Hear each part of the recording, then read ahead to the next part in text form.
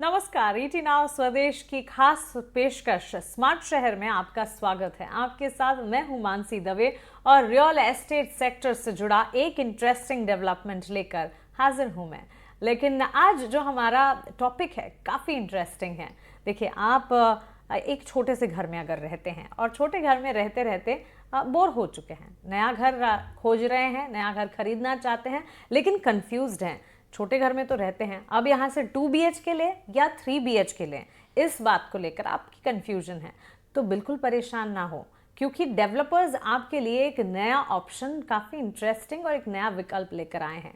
ये ना तो 2 BHK है, ना ही ये 3 BHK है, ये है 2.5 BHK का कॉन्सेप्ट। जी हाँ, 2.5 BHK अपार्टमेंट्स में 2 बेडरूम, एक किचन, एक हॉल और एक एक्स्ट्रा छोटा कमरा भी दिया जाता है, जिसे एंड हाफ करके हम ऐड कर रहे हैं। लेकिन इस छोटे कमरे के बड़े सारे फायदे हैं, क्योंकि इसका इस्तेमाल कई तरीके से किया जा सकता है। इसे आप पूजा रूम बना सकते हैं, इसे आप स्टडी रूम बना सकते हैं, इसे गेस्ट रूम के तौर पर भी इस्तेमाल किया जा सकता है। और मेट्रो सिटीज़ में इन पर्टिकुलर 2.5 BHK को बेहद पसंद किया जा रहा है और ख़ास तौर से middle class, middle income group जो है इस कॉन्सेप्ट को काफ़ी पसंद कर रही है। लेकिन सवाल उठ रहे हैं कि क्या ये ट्रेंड लंबे वक्त तक जारी रहेगा या फिर ये अस्थाई है, टेम्पररी है। क्या 2.5 BHK की डिमांड और रीसेल वैल्यू 3 BHK और 2 BHK के जैसी ही होगी या उससे बेहतर होगी?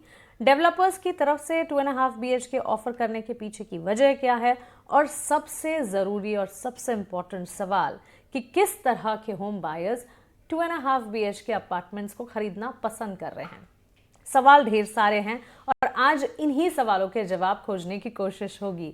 और इन सवालों को खोजते खोजते आज मेरे साथ 3 एक्सपर्ट्स भी जुड़ेंगे, रियल एस्टेट सेक्टर से जुड़े, जो कि इन सवालों के जवाब खोजने में हमारी मदद करेंगे।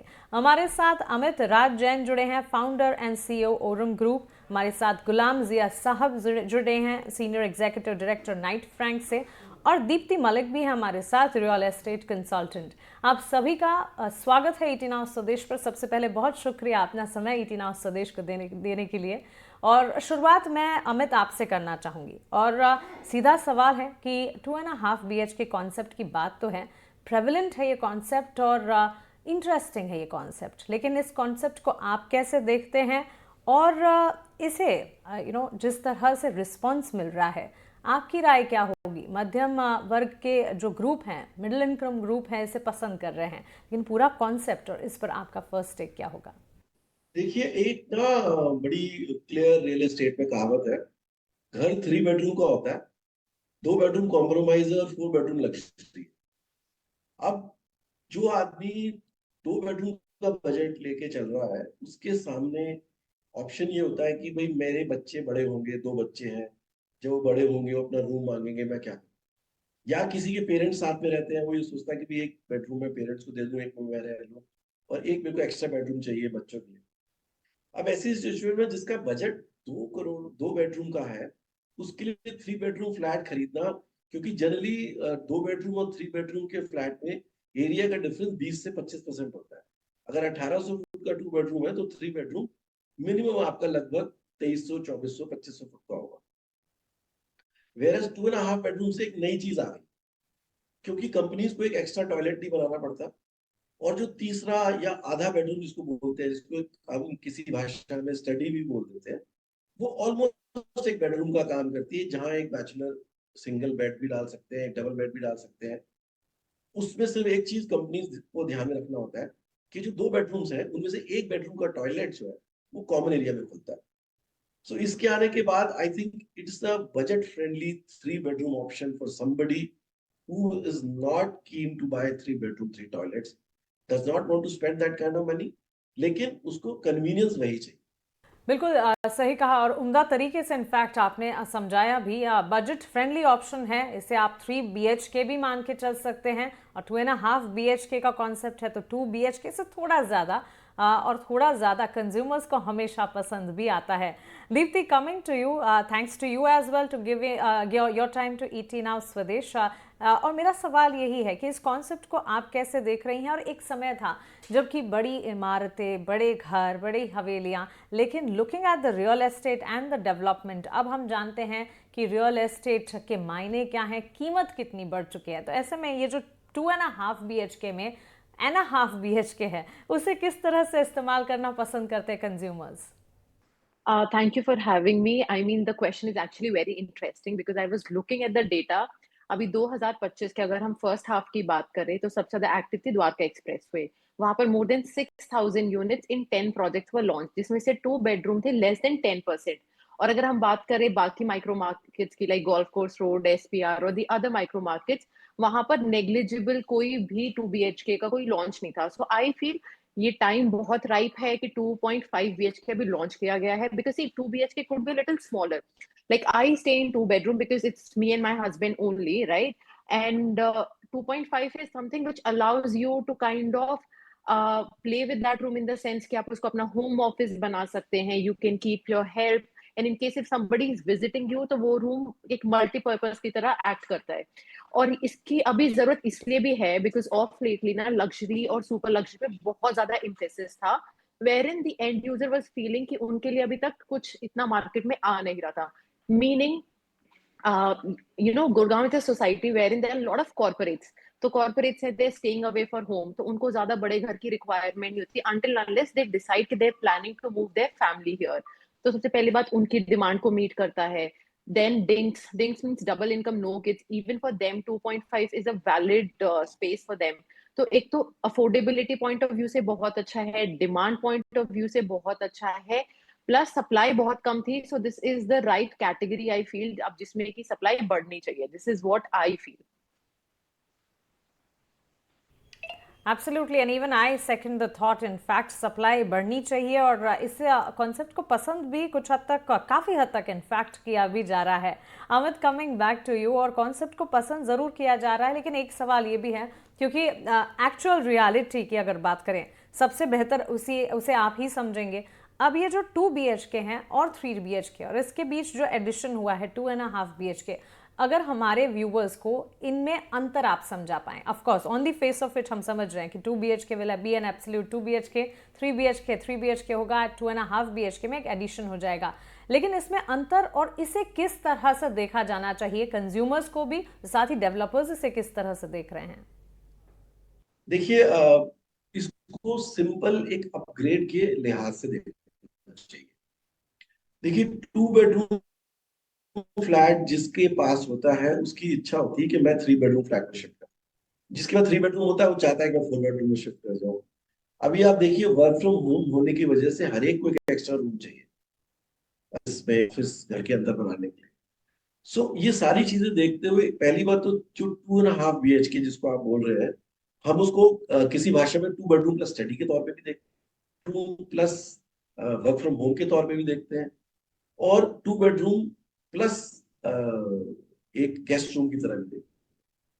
अब अगर इस पे इसके कंस्ट्रक्ट पे जाए तो इसमें एक चीज है कि एरिया की सेविंग डेवलपर के लिए होती है, जो कि एक्चुअली बाय बन जाती है। अगर आप ध्यान,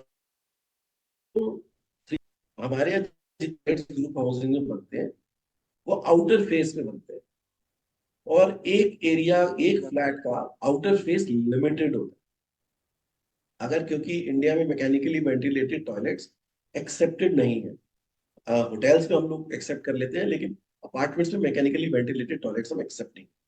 तो अब डेवलपर को ज्यादा एरिया मिल जाता है खिड़कियां और लाइट लाने के लिए apartment. So 3 bedroom, 2 toilets is a very good option for a developer who wants to play with areas and give a better experience to the buyer. That's right. और हमारे तीसरे मेहमान भी अब हमारे साथ जुड़ गए हैं। नाइट फ्रैंक के senior executive director Ghulam Zia sahab भी हमारे साथ हैं। Thank you so much for giving your time to ET now. और काफ़ी इंटरेस्टिंग डिस्कशन इस वक्त चल रहा है जब आप हमारे साथ जुड़े हैं। 2.5 BHK के कॉन्सेप्ट पर बातचीत हम कर रहे हैं, और आपसे भी यही समझना चाहूँगी कि आपको क्यों लगता है कि 2.5 BHK एक ट्रेंड बना है? क्या ये ट्रेंड बना है अकॉर्डिंग टू यू? और मध्यम वर्ग, ये जो मिडिल क्लास ग्रुप है, ये इसे सबसे ज़्यादा पसंद कर रही हैं, या उससे भी आगे जो हायर इनकम क्लास है वो भी इस ऑप्शन को एक बार देखने की कोशिश कर रहे हैं, आपके हिसाब से? दिस इज एक्चुअली, ये बहुत ही क्लियरली फर्स्ट ऑफ ऑल ये मुंबई बेस्ड फिनोमिनन है। आप मुंबई से बाहर जाइएगा, आपको ये आधे बेडरूम वाला कॉन्सेप्ट नहीं दिखाई देता। और मुंबई में भी केवल चूंकि अपार्टमेंट के साइज छोटे होते चले जा रहे हैं, और एक लिमिट यहाँ आई कि जहां आप छोटे एरिया में 3 बेडरूम नहीं दे सकते, लेकिन आप रिझाना लुभाना चाहते हो बायर को ये कह के कि हम आपको बड़ा अपार्टमेंट दे रहे हैं, तो वो 2.5 का कॉन्सेप्ट तैयार हुआ है। तो जो आधा वाला बेडरूम है, मुझे याद है आज से कुछ 15-16 साल पहले ये ट्रेंड शुरू हुआ, जहां पर इसे स्टडी या पूजा रूम या इस तरह की चीज को बता के सामने लाया गया कि आप इसको बाद में एक बेडरूम में तब्दील कर सकते हो। तो ये जो 2.5 का कॉन्सेप्ट है, पहली चीज तो ये एक मजबूरी है, और ये मजबूरी लादी गई है, थोपी गई है middle income group of Mumbai पर कि आप चूंकि बड़ा नहीं अफोर्ड कर पा रहे हो, इसलिए आपको हम ये आधा बेडरूम एक्स्ट्रा दे रहे हैं, चाहे 1.5, 2.5, 3 जो भी हो। और वो चीज अगेन वेरी डिस्टिंक्टली ये मिडिल क्लास तक ही सीमित है। अगर आप ये साउथ मुंबई में चले आइएगा, आपको यहाँ पर कोई भी हाफ वाला कॉन्सेप्ट नहीं मिलेगा। यहाँ पर आपको 4 BHK 5 BHK इस तरह के अपार्टमेंट है। तो ये अपर लेवल जो है वहां पर तो इस चीज का कोई चलन आज भी नहीं बना है, मुंबई में भी नहीं बना है। तो ये सीमित है मिडिल क्लास के ही लिए, बल्कि इवन लोअर मिडिल क्लास के लिए इट्स एक्चुअली एस्पिरेशनल। जो लोग जानते हैं कि वो अगला बेडरूम खरीद नहीं सकते, लेकिन ये जानते हैं कि शायद अगले 15-20 साल इसी फ्लैट से जूझना पड़े, वहां पर उनके लिए ये सुविधा निकली है कि आप जहां आपका बजट 2 BHK का है, तो आप 2.5 खरीद लीजिएगा। थोड़ा अपने पाँव अपनी चादर से थोड़ा ज्यादा पसारिए, 2.5 खरीद लीजिए, और वो हाफ का चलन एक्चुअली वहां से शुरू हो। और इसको मैं नहीं मानता कि पूरा भारतवर्ष का फिनोमेनन नहीं है, केवल मुंबई और मिडिल क्लास तक ही सीमित है ये। ओके, इंटरेस्टिंग एंगल है गुलाम जिया साहब आपकी तरफ से भी जो हमें मिला है। और इनफैक्ट जो आप कह रहे हैं, अभी थोड़ी देर पहले मैं और दीप्ति जी भी यही डिस्कस कर रहे थे कि एक समय था जबकि बड़े घर हवेली का ट्रेंड था, और वहाँ से अब बेडरूम्स या कह सकते हैं अपार्टमेंट्स का कॉन्सेप्ट, और वो भी कॉम्पैक्ट अपार्टमेंट्स का कॉन्सेप्ट आ चुका है। एंड अफोर्डेबल क्लास को केटर करने के लिए, उन्हें लुभाने के लिए इस तरह के नए डेवलपमेंट्स हैं। दीप्ति, आप काफ़ी अच्छे से ये बता रही थी कि ये ट्रेंड कैसा दिखेगा और कितना पसंद किया जा रहा है, लेकिन साथ साथ एक और सवाल आपसे मैं ये पूछना चाहूँगी कि जो मिडिल क्लास होम बायर्स के लिए 2.5 BHK का कॉन्सेप्ट डेवलप किया जा रहा है और काफ़ी हद तक हो भी चुका है, कितना किफ़ायती और प्रैक्टिकल लग रहा है आपको इन फील्ड? जब कंज्यूमर्स इस ऑप्शन को देख रहे हैं, एंड एज एन एक्सपर्ट जब आप इसे देखती हैं। टू बी ऑनेस्ट, लाइक हमारे पास डिमांड दोनों तरीके से आती है, इन्वेस्टर्स की भी और एंड यूजर्स की भी। और एंड यूजर्स जो 2 बेडरूम वाले होते हैं, वो मोस्ट लाइकली होते हैं young corporates, 2 friends living together, या फिर वो छोटी कोई फैमिली होती है, husband and wife with no kids, तो उनकी तरफ से डिमांड आती है। And the second category that I see is कि इन्वेस्टर्स, क्योंकि इन्वेस्टर्स को रेंटल यील्ड अच्छी मिल जाती है। कहने का मतलब स्टूडियोज के साथ साथ अपना 2 बेडरूम्स पे ऐसे अपार्टमेंट हैं दैट पीपल स्पेशली एक्सपैट्स जो कि यूज कर सकते हैं। And 0.5 could be something like, because अब क्या कॉन्सेप्ट आ गया वर्क फ्रॉम होम का या हाइब्रिड मॉडल का। So it's not just that कि पीपल कि उनको कुछ कॉम्प्रोमाइज करना पड़ रहा है, इट्स जस्ट कि पहले फैमिली बड़ी होती थी, अब फैमिली छोटी हो गई है। पहले होता था कि आप सारे घर का काम मिल बांट के करें, now you need to find some assistance और हेल्प, तो आपका हेल्पर भी वो रूम यूज कर सकता है। और the third room could be used as a multipurpose storage की तरह यूज हो सकता है। एंड आई फील कि इसकी डिमांड एक्चुअल में काफी ज्यादा है, क्योंकि इफ यू सी गुड़गांव में जो भी प्रोजेक्ट आता है, वेरी लिमिटेड, हार्डली 1 और 2 प्रोजेक्ट जितने भी लॉन्च होते हैं उसमें से 2 BHK आते हैं, and they get sold off very easily, क्योंकि टिकट साइज ज्यादा हो जाता है। For investors to invest in multiple units become very easy, और आपके young corporates and expats they don't mind shelling out extra to get that space for renting out. तो मुझे बल्कि लगता है कि इसकी अभी जरूरत है इस मार्केट में, from both and users point of view and investors as well. Right, well explain Deepti ji. और अमित, आपसे अब ये जानना चाहूँगी, और अब बात करते हैं ये ट्रेंड कितना सस्टेन करेगा उसको लेकर। देखिए, ये ट्रेंड आ चुका है, इसे एक तबक्के के कंज्यूमर्स पसंद भी कर रहे हैं, लेकिन 2.5 BHK का कॉन्सेप्ट, क्या आपको लगता है कि ये एक लॉन्ग ट्रेंड है जो कि टिक पाएगा, या फिर ये अस्थाई है? देखिए, ट्रेंड तो डेफिनेटली बिल्कुल लॉन्ग स्टैंडिंग ट्रेंड रहेगा, क्योंकि अफोर्डेबिलिटी एक बहुत बड़ा फैक्टर है किसी भी ग्रुप हाउसिंग में। पिछले 3 साल से गुड़गांव में और सराउंडिंग एरियाज में सिर्फ और सिर्फ लग्जरी लॉन्चेस आ रहे हैं, जहाँ 3000 स्क्वायर फीट के अपार्टमेंट, 4000 स्क्वायर फीट के अपार्टमेंट, 5000 स्क्वायर फीट के अपार्टमेंट्स हैं, एंड प्राइसिंग जो है 5 करोड़ प्लस चली गई है। ऐसे में कोई ना कोई किसी न किसी को अफोर्डेबल छोटे फ्लैट्स निकालने पड़ेंगे। एक कॉन्सेप्ट हम यूज कर रहे थे सन 2008 से 9 से, my last companies are done this, and it used to be called affordable luxury. अब जरूरी नहीं है, अब लग्जरी आप साइज से नहीं देंगे, लग्जरी आप एमेनिटीज से देंगे। साइज जो है छोटा रहेगा, लेकिन अमेनिटीज आपको लग्जूरियस मिलेंगे। सो ये एक हाइब्रिड अफोर्डेबिलिटी का और लग्जरी का बनता जा रहा है। और ये कहना किसी हद तक थोड़ा सा गलत है कि ये बिल्कुल नया कॉन्सेप्ट है। ये 2008-9 से, मैं जब पहली बार मेरे को किसी ने पूरा हाफ बेडरूम का अपार्टमेंट दिखाया था, I was personally very excited. 3 2 toilets is a reality. In fact अगर आप बैक टाइम में जाएं, जो डीडीए ने दिल्ली में मिडिल एमआईजी फ्लैट्स निकाले थे, आप उसमें और एचआईजी फ्लैट्स निकाले थे, उनके बीच में कैटेगरी में निकाली थी जो कि 3 बेडरूम 2 टॉयलेट्स थे, अगर आप डीडीए के पुराने फ्लैट्स में जाएंगे। सो कॉन्सेप्ट हमेशा से एग्जिस्ट करता है, बस इसका ढंग से इस्तेमाल नहीं हुआ। और अब इसका इस्तेमाल हो रहा है क्योंकि इस वक्त अपार्टमेंट साइजेस और प्राइसेस इतने बढ़ गए हैं, हमें अफोर्डेबिलिटी लाने के लिए इस कॉन्सेप्ट को यूज करना ही पड़ेगा। I absolutely second the thought, आपकी बात से इत्तेफाक रखती हूँ मैं। ट्रेंड था, लेकिन अब प्रमोट ज़्यादा हो रहा है और इस ट्रेंड पे बातचीत भी ज़्यादा हो रही है, क्योंकि रियल एस्टेट की कीमत जो है और इसकी वैल्यू जो है वो अब और ज़्यादा समझ आ रही है। गुलाम ज़िया साहब, आपसे मेरा अगला सवाल होगा, और ट्रेंड की ही जहाँ बात हो रही है, आपकी तरफ से एडवाइस क्या होगी? बिकॉज आपने जो टेंजेंट और एंगल हमें बताया, एंड ऑफ कोर्स ये बात भी है कि 2.5 BHK की डिमांड ज़रूर है, लेकिन एक तबक्का वो भी है जो कि 2.5 BHK के कॉन्सेप्ट को ना तो समझता है और ना ही डाइजेस्ट करता है। सो आने वाले 5 से 10 साल में 2.5 BHK की डिमांड आपके हिसाब से कैसी रहेगी? और अगर घर खरीदार खरीदने के बारे में सोच ही रहे हैं, घर खरीदने की मन बना ही रहे हैं, व्हाट इज़ योर सजेशन? क्या 2-3 BHK लेना बेहतर होगा अपने हिसाब से? अगर उनके कैपेसिटी है तो 3 BHK या फिर 2 BHK, या फिर इस तरह के कॉन्सेप्ट को इवॉल्व करते देखना चाहिए, एक बार ऑब्जर्व करना चाहिए और इस पर भी मन बनाना चाहिए? देखिए, ये तो मार्केट डिमांड पर कंप्लीटली निर्भर करता है कि 2.5 का डिमांड आगे चल के कैसा ओपन होगा। अफोर्डेबिलिटी की बात बार बार चली आती है, लेकिन मार्केट में जो भी परिस्थिति इस समय बनी हुई है, ये पिछले 3 साल के दौरान हमने मार्केट को ओवरहीट होता हुआ देखा है। उससे पहले तकरीबन 8-10 साल तक जब मार्केट में लगातार गिरावट थी, तो सवाल क्या उस समय 2.5 BHK नहीं थे? जाहिर सी बात है, जब भी थे। तो अफोर्डेबिलिटी के ही ऊपर अंकुश लगाना कि केवल अफोर्डेबिलिटी के कारण ये हो रहा है, गलत है। और ये मैं अमित जी की बात से सहमत हूं। मैं पिछले 25 साल से देख रहा हूँ, 30 साल से देख रहा हूँ 2.5 बेडरूम अपार्टमेंट्स या हाफ 1.5 भी हैं, 3.5 भी हैं। तो जो हाफ वाला कॉन्सेप्ट है, ये तो कम से कम 20-25 साल से तो मैं देखता चला रहा हूँ। तो और उसका कारण अगेन केवल अफोर्डेबिलिटी से नहीं है, ये मार्केट डिमांड भी है।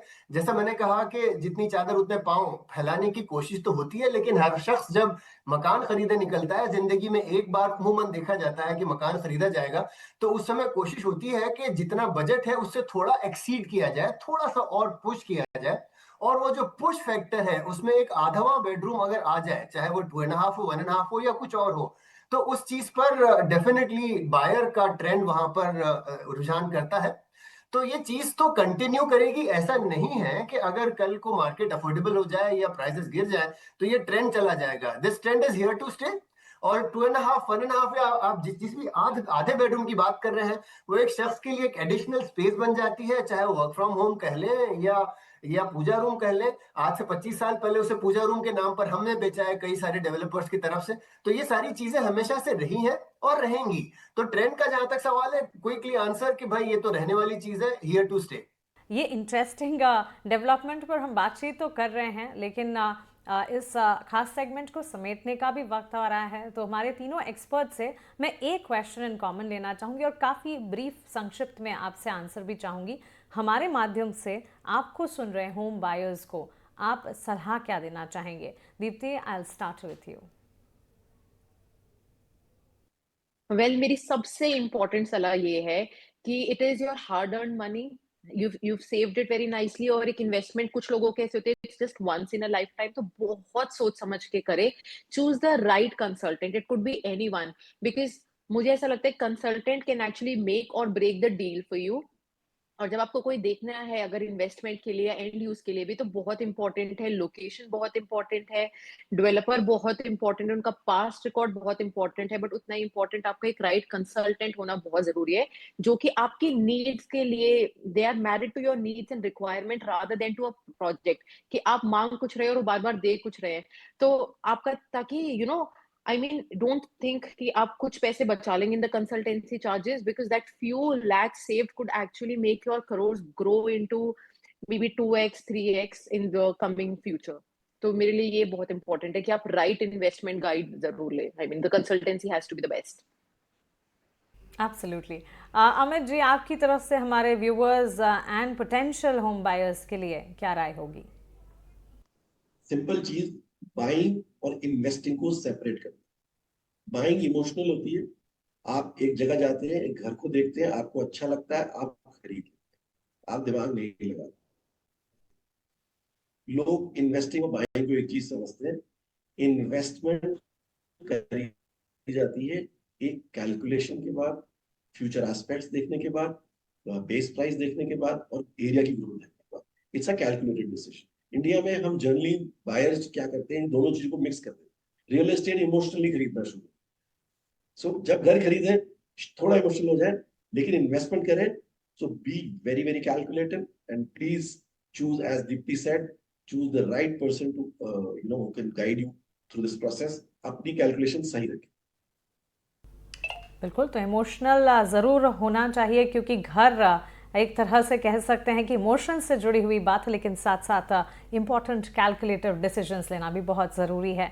गुलाम जिया जी, आप बताएं, आपकी तरफ से हमारे potential home buyers and viewers जो हमें वॉच कर रहे हैं इस वक्त, क्या राय होगी? मैं विदाउट मिंसिंग एनी वर्ड्स एक चीज बहुत क्लियरली समझाना चाहूंगा कि आप मकान खरीदते हो सिर्फ और सिर्फ अपनी जरूरत के लिए खरीदें। एज एन इन्वेस्टर मकान खरीदना एक सट्टा है, एक जुआ है। चाहे आप अच्छे से अच्छा कंसल्टेंट जोड़ लें साथ या जो भी कर लें, ये एक बहुत ही डेंजरस सट्टा है, क्योंकि अगर आप पिछले केवल 2 साल को देख के आप अगले 5 साल का ब्यौरा बनाने की कोशिश करो तो आपको हर इन्वेस्टमेंट बहुत ही गजब का दिखाई देगा। लेकिन जब आप पिछले 3 साल की बात कर रहे हो तो आपको पिछले 13 साल की भी बात करनी होगी, जरूरी है, क्योंकि इन 3 सालों का जो आप पॉजिटिव साइकिल देख रहे हो उससे पहले 10 साल का नेगेटिव साइकिल चला है। और जब आप लॉन्ग टर्म गेन देखते हो तो रियल एस्टेट का लॉन्ग टर्म गेन 5-6% पर एनएम से ज्यादा नहीं निकलता।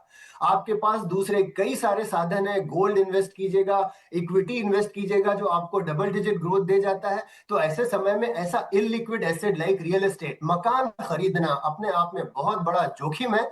अगर आपको ये लगता है कि आप साल 2 साल में आप डबल कर जाओगे पैसा, तो ये गलत है। ये सारी चीजें आज आपको कोई कहेगा तो शायद आप विश्वास कर लोगे, लेकिन जब लॉन्ग टर्म देखते हो 6-7% से ऊपर का रिटर्न हिस्टोरिकली कभी नहीं मिला है। तो एज एन इन्वेस्टर मेरा तो सजेशन सीधा साधा आपके व्यूअर्स को है, अगर आप इन्वेस्टर बनना चाहते हो तो पहले आप एक जुगाड़ी बनिए, सट्टेबाज बनिए, फिर रियल एस्टेट में आएगा, क्योंकि उसी तौर पे आप यहाँ पर सक्सीड कर सकते हो। अगर आप एक इन्वेस्टमेंट पर्सपेक्टिव लेके आए तो रियल एस्टेट आपके लिए सही नहीं है।